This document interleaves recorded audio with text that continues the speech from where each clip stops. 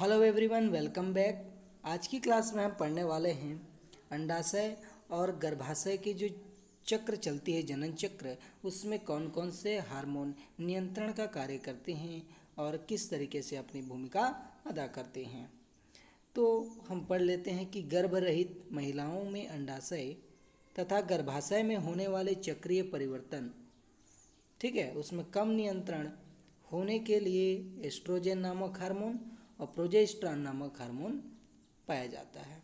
उसके जो परिवर्तन को नियंत्रण करने के लिए, है ना, गर्भरहित महिलाओं की जो अंडाशय होगा और गर्भाशय में होने वाले जो परिवर्तन होंगे उसको नियंत्रित करने के लिए एस्ट्रोजन नामक हार्मोन और साथ में उसके प्रोजेस्टेरॉन नामक हार्मोन बनते हैं।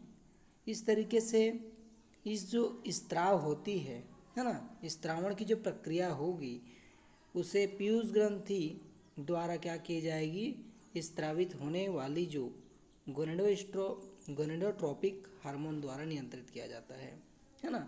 अधिक संख्या में जब एस्ट्रोजन या प्रोजेस्टेरॉन हार्मोन अधिक संख्या में कम संख्या में आ जाती है तो पीयूष ग्रंथि में मौजूद एक हार्मोन पाया जाता है गोनेडोट्रोपिक। वो हार्मोन क्या करता है, इनको नियंत्रित करता है। ऋतुस्राव, पहला इसमें पॉइंट है ऋतुस्राव का।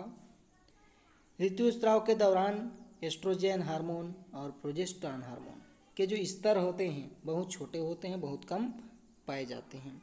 ये परिस्थितियाँ पीयूष ग्रंथि के एडिनोहाइपोफाइसिस, है ना, एडिनोहाइपोफाइसिस भाग को FSH अर्थात follicle stimulating hormone, LH luteinising hormone स्त्रावित करने के लिए उत्प्रेरित कर देती है ना। पीयूष ग्रंथि के कौन से भाग को, एडिनोहाइपोफाइसिस को कौन कौन से हार्मोन स्त्रावित करने के लिए प्रेरित करती है, फॉलिकल स्टिमुलेटिंग हार्मोन और ल्यूटिनाइजिंग हार्मोन स्त्रावित करने के लिए उत्प्रेरित करता है। ठीक है, इस प्रकार से जो दूसरा पॉइंट है हमारा, है ना, क्या है कि ऋतुस्राव के ठीक बाद जो फॉलिकल स्टिमुलेटिंग हार्मोन है उसका स्तर बढ़ने लगता है। जब वो है फॉलिकल स्टिमुलेटिंग हार्मोन का स्तर जब बढ़ेगा तो वह एक या तो एक से अधिक जो प्राथमिक पुटक हैं उसकी वृद्धि के लिए उसको प्रेरित किया जाता है। जब फॉलिकल स्टिमुलेटिंग हार्मोन का स्तर बढ़ जाता है तो वह प्राथमिक पुटक की जो कोशिकाएं हैं, सेल्स हैं, उनको वृद्धि के लिए उत्प्रेरित करता है। पुटक कोशिकाओं द्वारा हार्मोन के स्त्रावण को प्रारंभ किया जाता है। इन्हीं पुटक के कोशिकाओं के द्वारा, है ना, एस्ट्रोजन की जो हार्मोन होती है, एस्ट्रोजन नामक हार्मोन का स्त्रावण शुरू किया जाता है और रक्त में एस्ट्रोजन का जो स्तर है धीरे धीरे अब बढ़ने लगता है।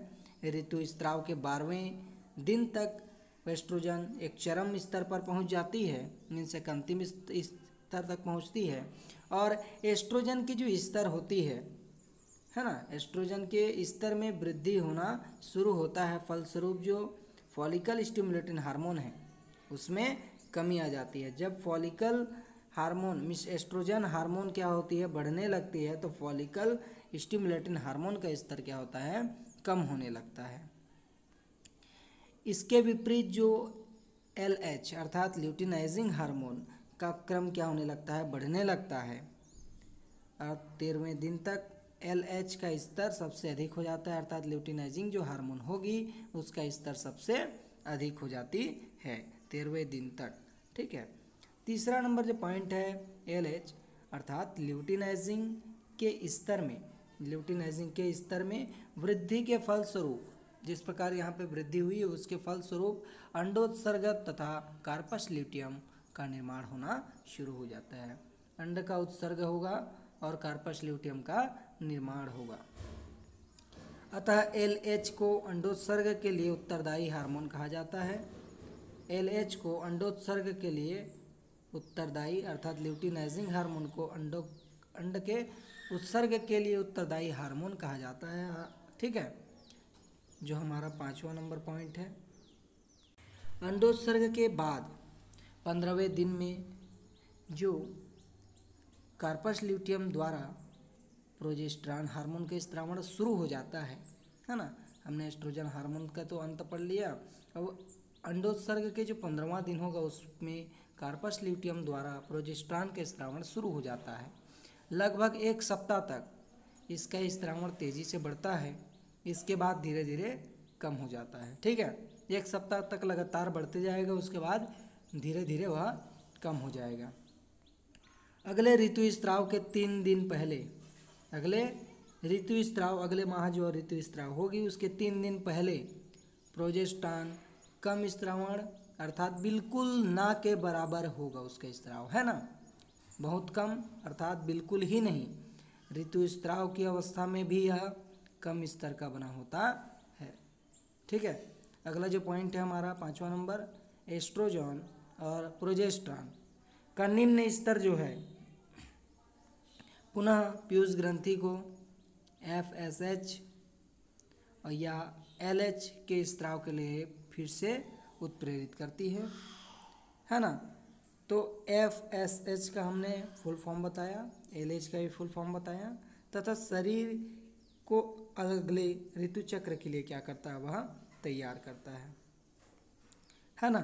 हमने पढ़ा क्या, एस्ट्रोजन और प्रोजेस्टेरॉन जो निम्न स्तर होती है वह पीयूष ग्रंथि को फॉलिकल स्टिमुलेटिंग हार्मोन और ल्यूटिनाइजिंग हार्मोन का स्रावण के लिए प्रेरित करता है, और यह अगले ऋतु चक्र आने तक का क्या करता है, उसके लिए उसको तैयार करता है।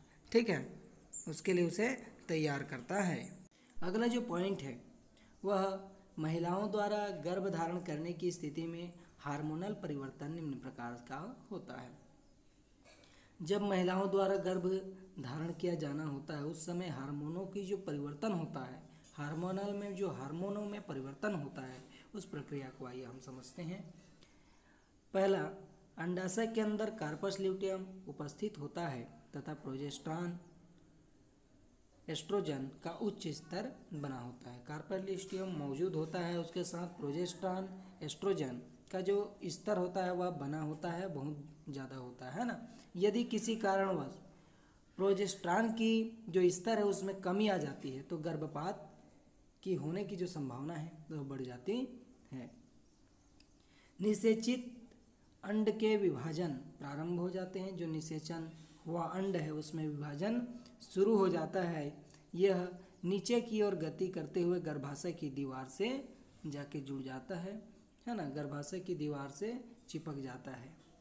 इस प्रकार तीसरा जो पॉइंट है हमारा, गर्भाशय की दीवार से नई पीढ़ी की जीव का विकास प्रारंभ हो जाता है।